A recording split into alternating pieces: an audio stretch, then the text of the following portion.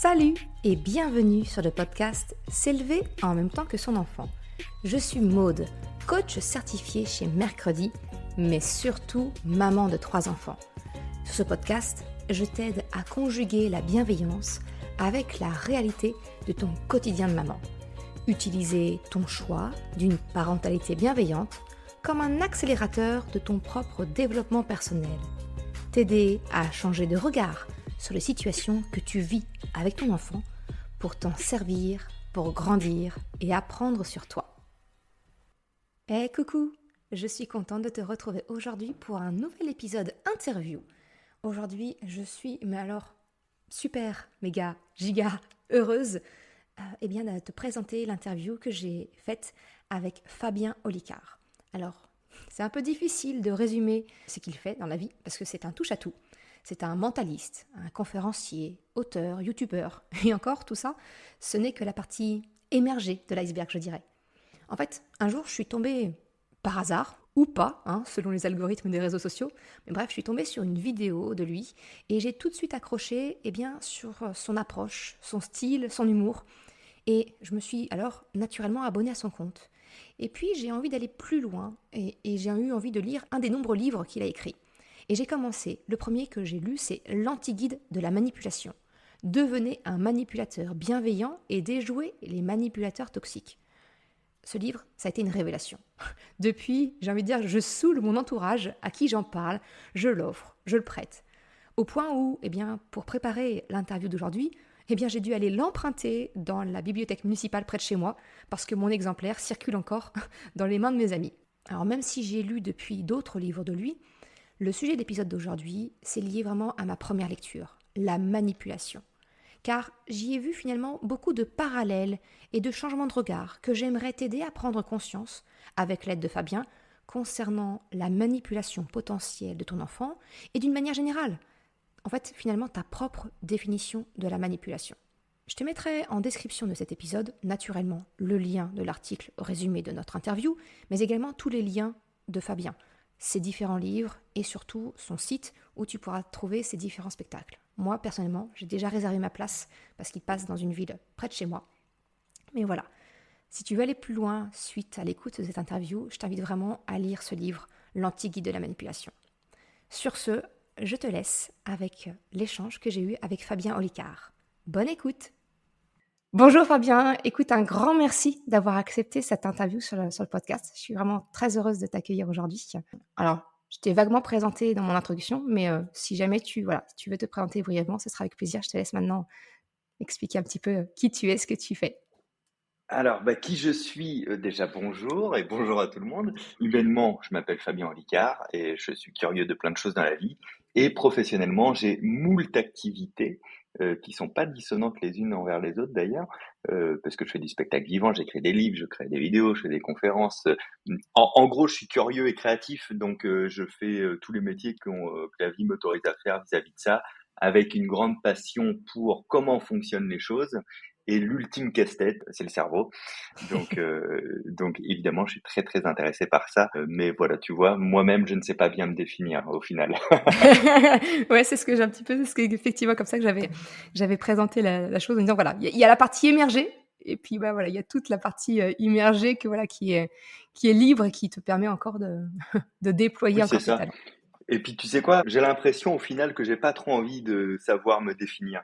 Parce que je Mmh. crois que tant que j'arriverai pas à me définir, ça veut dire que je m'autorise à découvrir quelque chose et me dire ah ça c'est super, je veux en savoir plus et de Go. foncer dans une nouvelle direction, quoi. C'est chouette, ça donne une liberté. Écoute, aujourd'hui, je t'avais contacté pour cet épisode de podcast parce que j'ai dévoré ton livre «L'Anti-guide de la manipulation» et ça a vraiment été une grosse claque. J'aimerais qu'on en parle aujourd'hui, en fait, dans cet épisode. Si tu pouvais nous résumer vite fait, pour toi, pourquoi est-ce que la manipulation, finalement, elle a une image si négative? Pourquoi, c'est un gros mot. Oui, parce que déjà quand on dit le mot manipuler, on entend tout de suite perte de liberté de la cible de la manipulation. Et puis de toute manière, notre langage quotidien, la société nous a appris indirectement ou directement que manipuler c'est mal. C'est quelque chose qui est ancré. Quand on voit la manipulation, on voit toujours un dominant, un dominé en fait. C'est les Mmh. images qu'on a connectées dans notre cerveau vis-à-vis de ça. Et je suis assez passionné par ça. Alors déjà de base pour mon travail sur scène, parce que pour bluffer les gens, il y a une forme de manipulation bienveillante parfois. Et puis après, j'ai commencé à extrapoler. Je me suis dit, mais en fait, tous les artistes manipulent leur public. Je veux dire, même un humoriste, en fait, il fait ça pour avoir une qualité d'écoute, pour faire une rupture dans le rire, ce genre de choses. Et puis, j'ai repris tous les ouvrages que j'ai sur la manipulation. Il y en a qui sont très vieux d'ailleurs. Et je me suis dit, mais on n'aborde jamais le principe même de neutralité de la manipulation. C'est-à-dire que puisqu'on ne sait pas ne pas communiquer, l'être humain communique en permanence, même là, pour ceux qui nous écoutent, par exemple, sans l'image, le fait que je mette du sourire dans la voix, c'est une forme de manipulation pour vous accrocher un petit peu et pour que vous ayez un sentiment positif sur notre conversation. Donc, on ne sait pas ne pas communiquer. Et puisqu'on ne sait pas ne pas communiquer, on ne sait pas ne pas se manipuler. Chaque communication a une forme de manipulation parce qu'elle a un objectif. Là, par exemple, j'ai un objectif actuel de répondre le plus précisément à ta question en étant le plus passionnant possible. Donc, pour être le plus passionnant possible, je m'autorise à faire des raccourcis, je m'autorise à faire des blagues, à mettre un peu d'humour dans la voix, tout ça avec beaucoup de sincérité. Mais mine de rien, j'ai quand même des objectifs. Et l'objectif, c'est d'être compris et que les gens ne coupent pas le podcast dans la prochaine minute. Donc, je fais une forme de manipulation. Donc, on se manipule tous en permanence. Après, quand je manipule ma souris pour mettre un plein écran, ma souris se dit pas, oh là là, il m'a manipulé pour ça. Dans cette fonction, c'était pas malveillant. Et du coup, pour raccorder à ce que je disais tout à l'heure, dans tous les bouquins que j'ai, personne ne parlait de cette espèce de neutralité de la manipulation, qu'elle est un outil quotidien sur lequel on ne peut pas y couper. Personne ne peut dire réellement je ne suis pas manipulateur, ou Mm. alors c'est par péché d'ignorance en fait, on peut dire ça. Et à partir de là, de se dire donc il y a forcément de la manipulation bienveillante et malveillante. Et c'était un peu l'idée d'écrire ce livre, l'anti-guide de la manipulation, de dire puisque il va falloir admettre qu'on est tous manipulateurs, est-ce que ça vous dit pas de le faire avec bienveillance et de le faire le plus sainement possible plutôt que de se dire non, je le suis jamais. Et si on se dit ça, forcément, il y a des fois on manipule mal. On va utiliser des leviers, par exemple émotionnels. Quelqu'un qui veut pas venir à son déménagement, on va commencer à lui dire allez, s'il te plaît, je suis tout seul après tout ce que j'ai fait pour toi. Non, parce que moi l'autre fois j'étais là, hein, etc. Avec cette petite voix comme ça qui joue sur des cordes émotionnelles. Ça, c'est de la mauvaise manipulation, par exemple.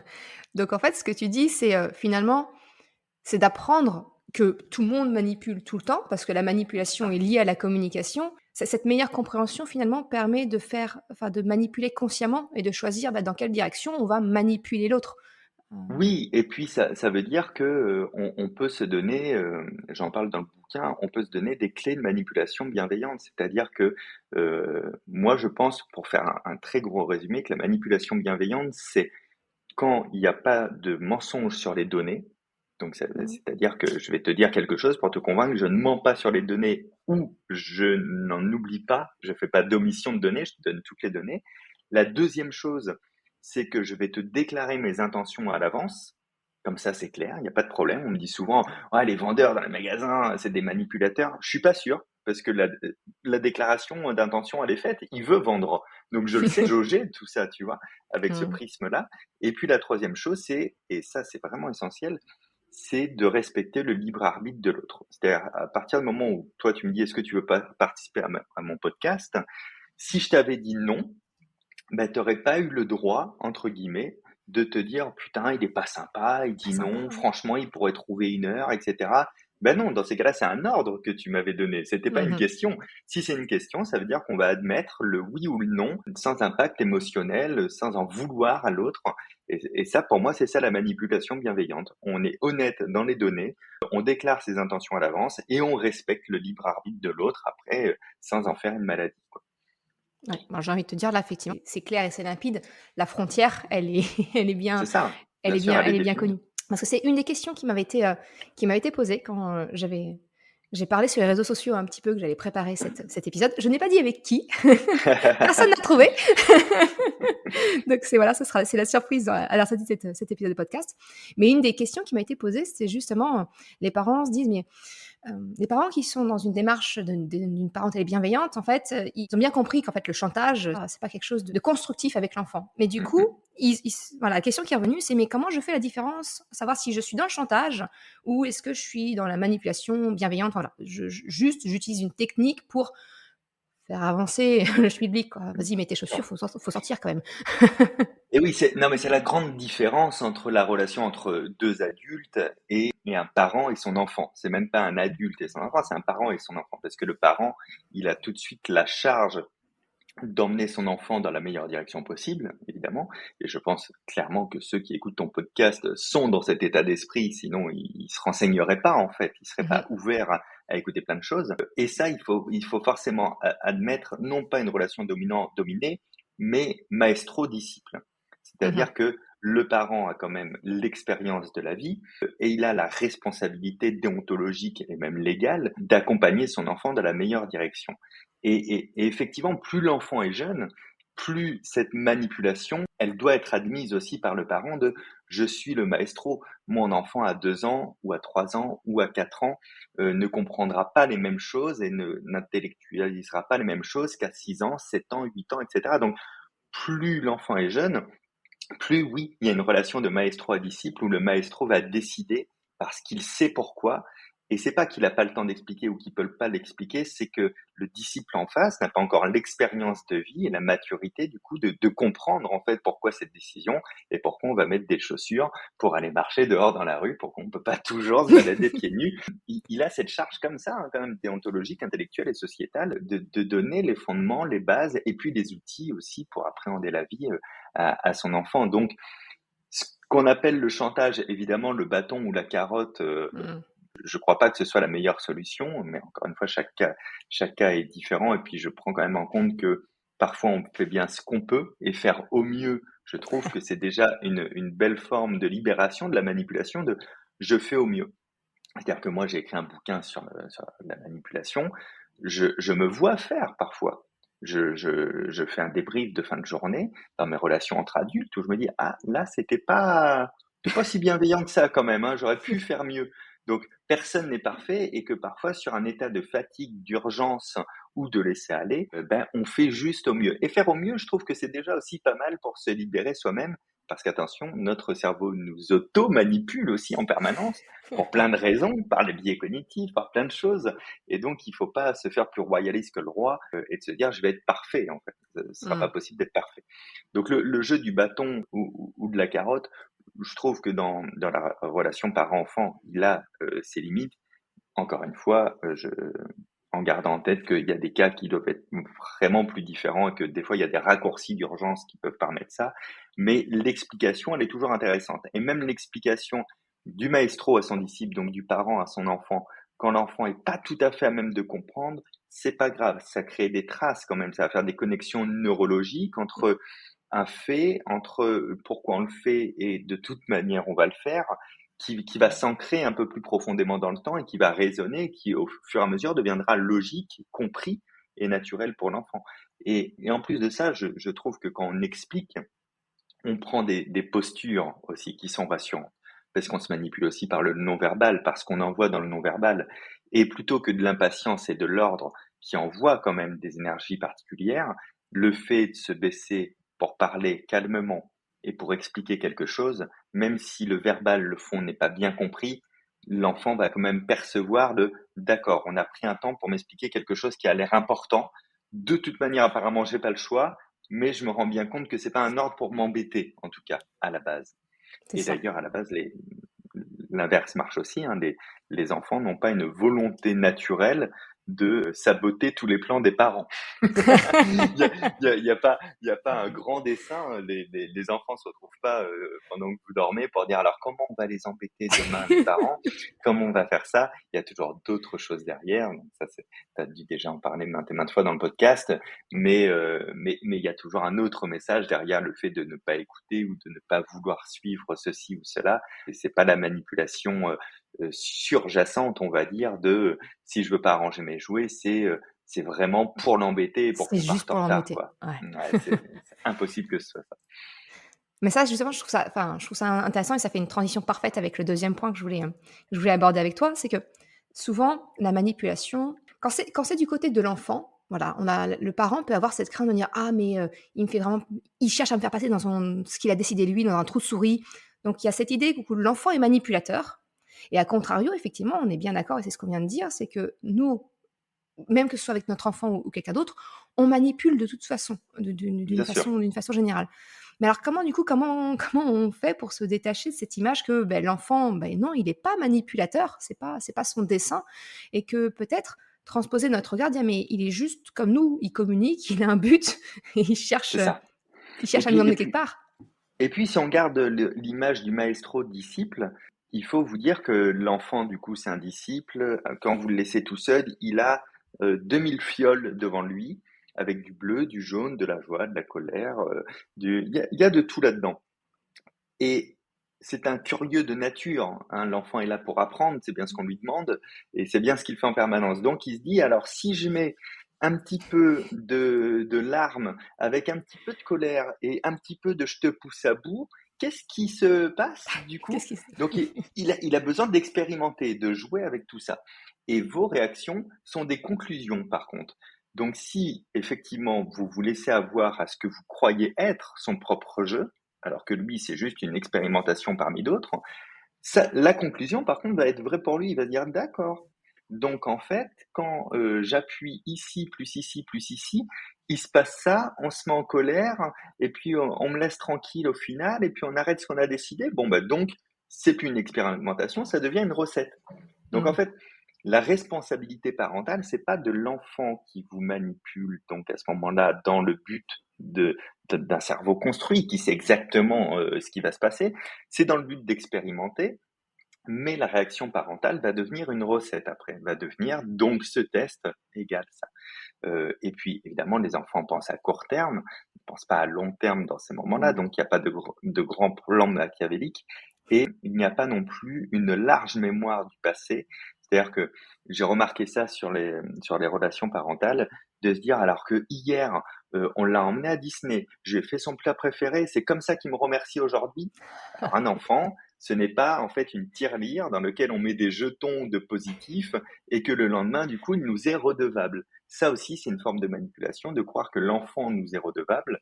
L'enfant nous est redevable de rien du tout. mmh. D'ailleurs, on est rarement redevable en réalité les uns des autres. Chaque action, elle doit être faite avec le cœur et en toute conscience.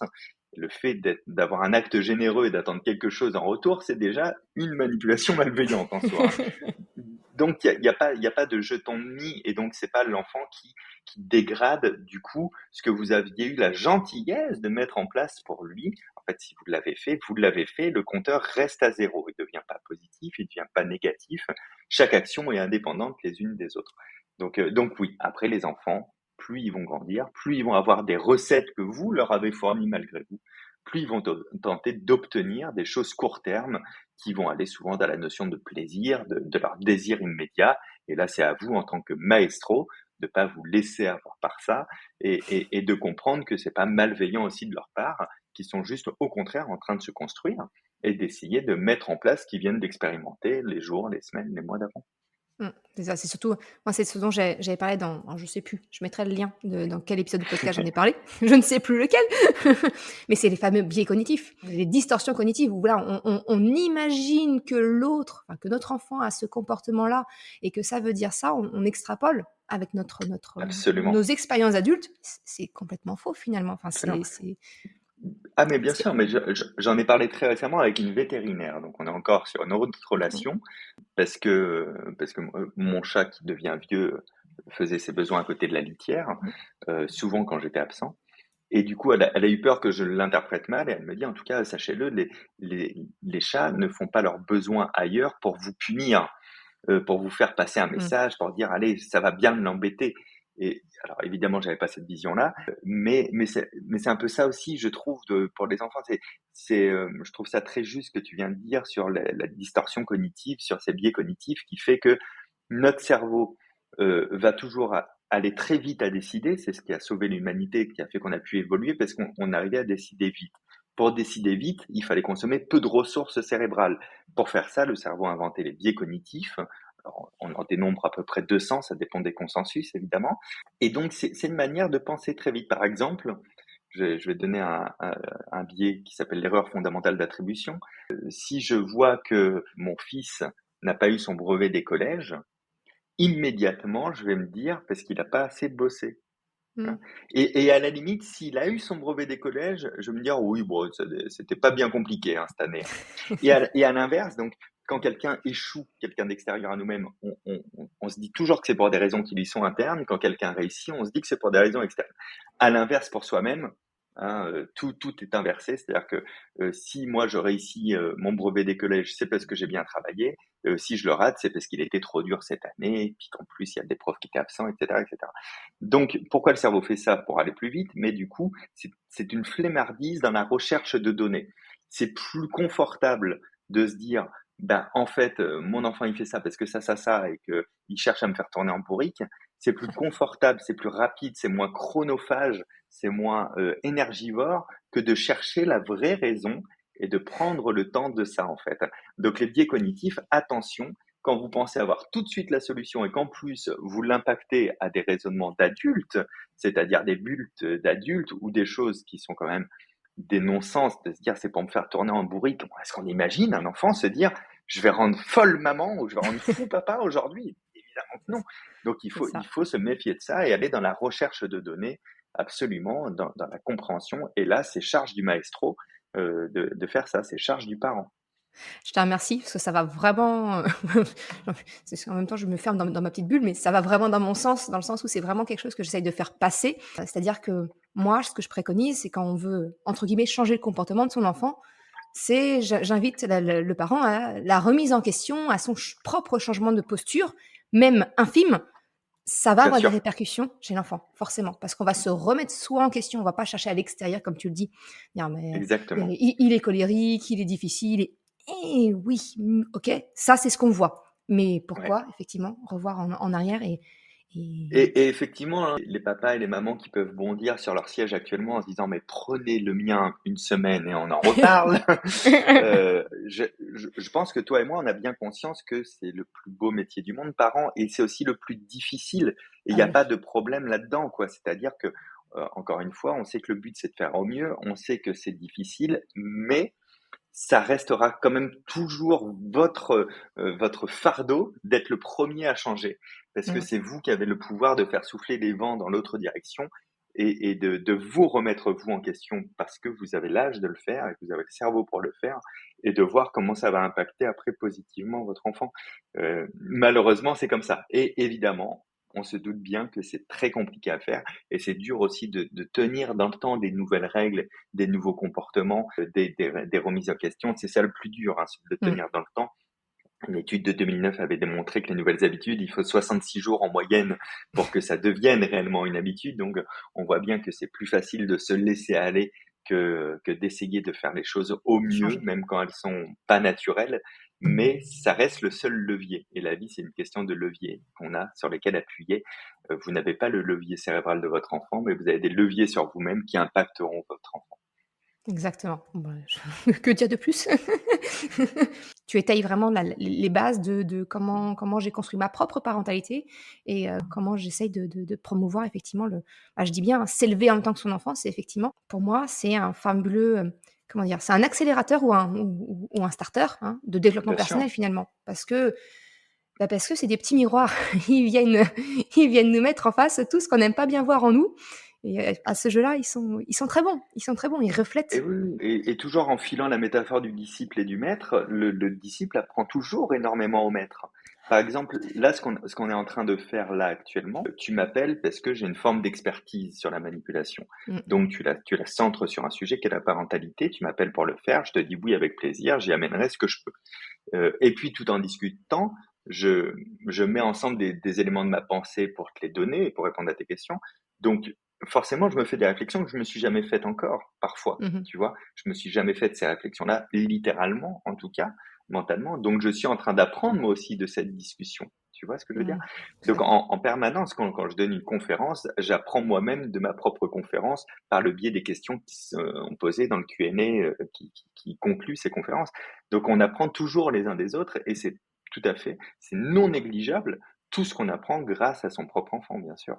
Mmh. Ouais, tout à fait. Je suis, intimement persuadée de cela et c'est ce que j'essaye de promouvoir. Du coup, pour conclure, Fabien, ce serait quoi tes conseils pour finalement pour ne bah, ne pas se laisser manipuler par son enfant ou tout du moins se laisser manipuler d'une façon tout à fait consciente et accepter ce jeu? Voilà, quel conseil tu pourrais nous donner? En fait, je pense que ça peut être assez rigolo de communiquer par la question avec son enfant, de dire, par exemple, l'enfant refuse d'avancer, tu vois? Et Mmh. de dire, au lieu de dire: «Non, il faut qu'on avance et il faut qu'on rentre à la maison absolument parce qu'on est en retard», si on a un tout petit peu de temps, de dire, «D'accord, pourquoi tu ne veux pas avancer et pourquoi tu ne veux pas rentrer à la maison et pourquoi tu veux du coup qu'on prenne du temps ici?» et de faire un peu la méthode des 5 pourquoi, qui est très bonne Mmh. aussi appliquée à soi-même. C'est-à-dire que moi, si je me dis, «Dis donc, j'ai pas envie de faire son podcast à elle aujourd'hui», et de me dire: «Attends, mais pourquoi j'ai pas envie de le faire? Parce que j'ai pas envie de parler de la manipulation, mais pourquoi j'ai pas envie de parler de la manipulation, parentale? Bah, parce que je m'y connais pas assez. Mais pourquoi je m'y connais pas assez?» Et cetera et de creuser et de trouver les fondamentaux. Le Et cœur. et et je pense qu'on peut le faire avec les enfants, à quasiment tout âge, de descendre dans les pourquoi. Alors déjà parce que ça va lui changer son focus, Mmh. c'est-à-dire que si lui, il est juste en train de vivre son émotion et donc en train de regarder son émotion de colère, alors qu'il n'a pas vraiment compris pourquoi, il va être sur autre chose parce que le cerveau des enfants est joueur, il veut comprendre, il veut répondre aux questions. Et puis, ça va l'amener à se comprendre lui-même et nous à avoir des nouvelles données à ce moment-là de pourquoi tu veux pas rentrer, parce qu'en fait, c'était génial d'être là, tu vois. Et Mmh. pourquoi c'était génial d'être là? Parce que il y avait plein d'autres enfants pour jouer avec moi. Et pourquoi c'est important qu'il y ait plein d'autres enfants pour jouer avec toi? Parce que à la maison, il y a jamais personne pour jouer. Mais pourquoi il y a jamais personne pour jouer? Parce que maman et papa, ils travaillent tout le temps, tu vois? Mmh. Et on va déceler, en fait, des choses intéressantes. Donc, je trouve que c'est intéressant de laisser vivre, de toute manière, on peut pas les empêcher de nous «manipuler» entre guillemets, mais avec juste ce jeu-là des pourquoi, de prendre ce temps-là, on va collecter de la donnée facilement, de la donnée non manipulée par l'enfant, parce que dites-vous que plus vos enfants grandissent, et là je parle pas d'enfants de 15 ans, hein, je parle en bas âge, En primaire, ouais. plus ils commencent à comprendre que ce qui est sympa, c'est quand vous êtes content. Mmh. Et vous êtes content quand ils disent et font des choses qui vont dans votre sens et qui vous font plaisir. Moi, j'ai été typiquement l'enfant qui répondait ce qu'on attendait de moi. Et c'était pas ce que je pensais, c'était ce qu'on attendait de moi. Donc là, parce qu'on parle souvent des enfants énervés, etc. Il y a aussi des enfants un petit peu trop calmes et trop doux. Donc je suis pas sûr que mes parents m'ont bien connu en fait à cette époque-là, parce que je voyais sur le visage un peu ce qu'on attendait de moi. J'étais pas trop bête, donc j'avais cette sensibilité-là et je le faisais. Alors que si on m'avait posé des questions, on aurait aussi décelé d'autres choses. Donc ce jeu-là de questions-réponses où on prend le temps avec des questions très simples, des pourquoi et des questions non orientées, hein, c'est pas est-ce que tu voulais rester là pour continuer à Je vois jouer, ça. est une question orientée, Mmh. question très ouverte. Et on se contente aussi de ces réponses-là, qui des fois seront brillantes et des fois seront complètement à côté et inutiles. C'est une bonne chose, mais oui, laissons-nous aussi manipuler un minimum par nos enfants en tout état de cause, dans ce qu'on appelle leur manipulation du quotidien, c'est-à-dire que ils veulent jouer aussi, hein. Les mammifères apprennent par le jeu, tous les mammifères, les lions, les lionceaux apprennent à se battre en faisant semblant de le battre, et sans parler des lions, je parlais des chats aussi, regardez des chatons, ils se mettent des grosses castagnes sans mettre les griffes pour voir un petit peu ce que c'est, pour apprendre à chasser, apprendre à surprendre. Nous, mêmes mammifères, êtres humains, on fait la même chose. Mais comme tout notre survie, elle passe par la communication et par ce genre de choses-là, eh bien les enfants s'amusent à nous manipuler, à nous faire rire, à nous faire pleurer, à nous agacer. Il faut l'admettre, il faut le prendre avec bienveillance. Et encore une fois, juste en gardant en tête un truc, ils ne le font pas dans un esprit machiavélique. Voilà. Quelle que soit la chose qu'ils fassent, ce ne sont pas des petits maîtres du monde en puissance avec des projets sombres derrière, quoi. C'est la seule chose. Et puis, c'est un bis repetita, mais aussi admettre que vous avez le droit de prendre, vous, des décisions tranchées. C'est plus de la manipulation, c'est de l'orientation franche et directe, parce que déontologiquement et sociétalement, vous avez la responsabilité aussi de les emmener sur la bonne route, et que quand vous leur dites de manger plutôt ces légumes plutôt qu'on remange du gras en bol à la louche, Mmh. ben, vous avez beau expliquer, c'est encore un peu trop subtil. Des fois, c'est même subtil pour les adultes, la bonne alimentation. Donc, à un moment donné aussi, vous avez le droit d'être autoritaire dans le bon sens du terme, de dire non, on mange ça aujourd'hui. Et il n'y a pas forcément à avoir de discussion trop longue. On mange ça parce que c'est ce qu'il faut manger, parce que c'est ce qui est bon pour toi. Point. On ne va pas rentrer dans tout le détail. Alors les fibres dans ton intestin, il faut aussi vous libérer de ça, sans bâton, sans carotte. Vous avez le droit aussi d'imposer votre autorité naturelle qui est légitimée par votre expérience de vie. Tout à fait. Bah, ça, c'est vraiment pour moi quelque chose de primordial sur l'éducation bienveillante. C'est que c'est pas une éducation laxiste, c'est qu'il y a un C'est cadre, ça. c'est qu'il y a des règles. Tout ce qui est règles de sécurité au sens large, en tout cas pour moi, elles Exactement, sont bien sûr. non négociables. Par contre, effectivement, c'est ce que tu as dit, c'est d'expliquer le pourquoi. C'est C'est d'expliquer, ça. enfin, de donner les billes pour que, moi j'appelle ça le moteur de la motivation interne ou externe. C'est la punition-récompense, c'est Exactement. vraiment la motivation externe. Motivation interne, c'est que l'enfant intègre le pourquoi au fur et à mesure, hein, bien sûr, parce que petit, il va pas comprendre comme ça, mais au fur et à mesure, et que ça devienne son pourquoi à lui. C'est ça. Et que ce n'est pas contre lui, du coup, et que ce n'est pas non plus pour vous faire plaisir, en fait. C'est Ah vraiment non, parce non. que c'est bien de le faire. Et c'est vraiment dur de libérer cette bulle-là qui est toute neutre, c'est pas contre toi, c'est pas pour me faire du plaisir à moi, c'est Mhm. parce que c'est bien. C'est ça. C'est pour Super. ça qu'on met pas les doigts dans le feu, hein. C'est pas pour l'embêter, c'est pas non plus pour vous faire plaisir, c'est parce que vraiment, c'est mieux de pas mettre ses mains dans le feu. Exact. Super. Bah, écoute, merci beaucoup. Merci Fabien pour ce temps que Je t'en prie. tu nous as consacré. J'ai beaucoup apprécié cet échange et j'espère qu'il en sera de même pour les personnes qui l'écoutent. Je mettrai tous les liens en description de l'épisode si les personnes veulent aller plus loin, découvrir tes livres et ton spectacle. Moi, je suis contente. Tu passes dans ma ville, tu passes à Caen. Donc, Ah c'est oui, bon, je c'est passe à réservé. Caen, oui, tout à fait. Génial, plaisir de se voir là-bas. Ah bah oui, écoute, ça c'est réservé, c'est programmé. Donc je mets tous les liens en description de l'épisode. Encore un grand merci Fabien pour cet échange. Et puis, j'espère à très bientôt. Merci à toi, à très bientôt. Merci. Ciao.